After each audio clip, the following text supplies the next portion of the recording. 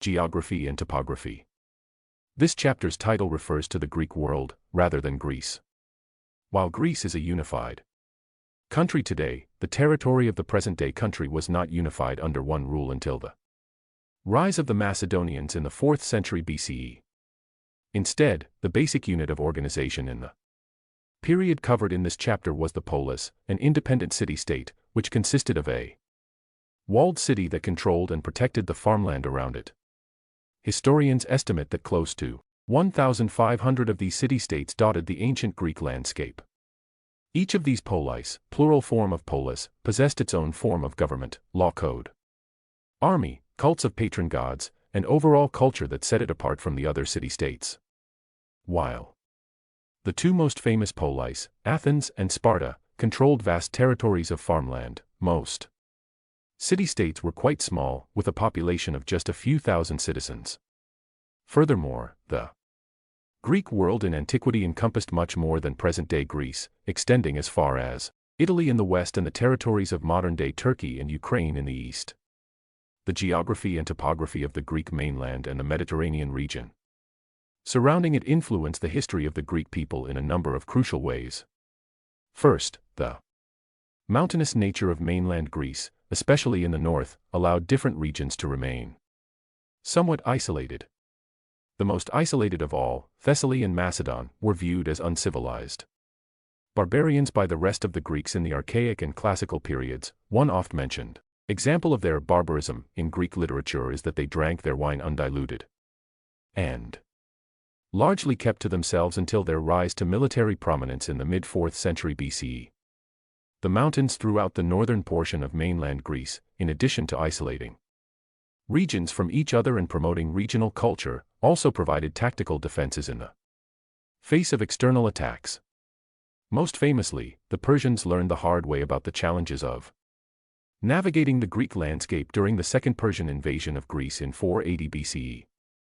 Indeed, the story of the 300 Spartans who fought to the death at the Battle of Thermopylae addresses the challenge of the Persian army trying to cross the mountains to the north of Attica in order to invade Athens by land.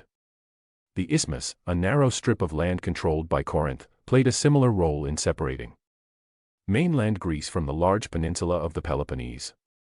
An inland city in southern Peloponnese, Sparta conquered Messenia, its surrounding region, early in its history and extended political control over much of the peninsula by early 5th century BCE, unless the interests of Sparta herself were directly involved. Sparta practiced a policy of isolation and limited military intervention in other city-states' affairs and wars, a practice enabled due to Sparta's far southern location in Peloponnese.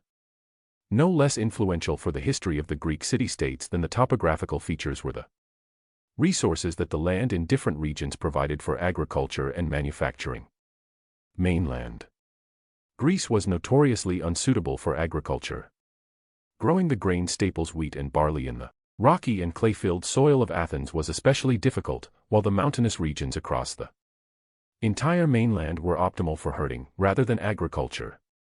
One notable exception, however, were olive trees, which grew abundantly. Olive oil, as a result, was ubiquitously used for eating, bathing, and lamps, and even as currency or prize for victors in athletic games. In addition, early on in their history, the inhabitants of Attica and Corinth found a way to profit from the clay in their soil by developing advanced ceramic pot-making and decorating techniques.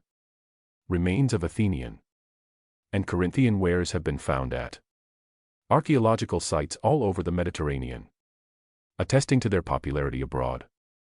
Finally, precious metals were in short supply in the mainland, but the few that were available had an impact on the history of their regions. Most famously, the discovery of the silver mines at Laurion in Attica contributed to the increased prosperity of Athens in the mid-5th century BCE. But the topography and geography of mainland Greece and the Peloponnese only tells us a part of the story. The Aegean is filled with islands, some of which remained autonomous, but most came under the control of the Athenian maritime empire in the 5th century BCE. In addition, the Greek colonization movement of the 7th and 6th centuries BCE resulted In the foundation of numerous Greek city-states in Asia Minor, modern-day Turkey, Magna Graecia, southern Italy, Sicily, and the Black Sea littoral.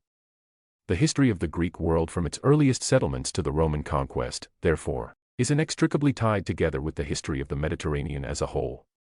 And since the Greek areas of influence overlapped with those controlled by the Phoenicians, Persians, and eventually the Romans, interactions, often warlike, were unavoidable as well.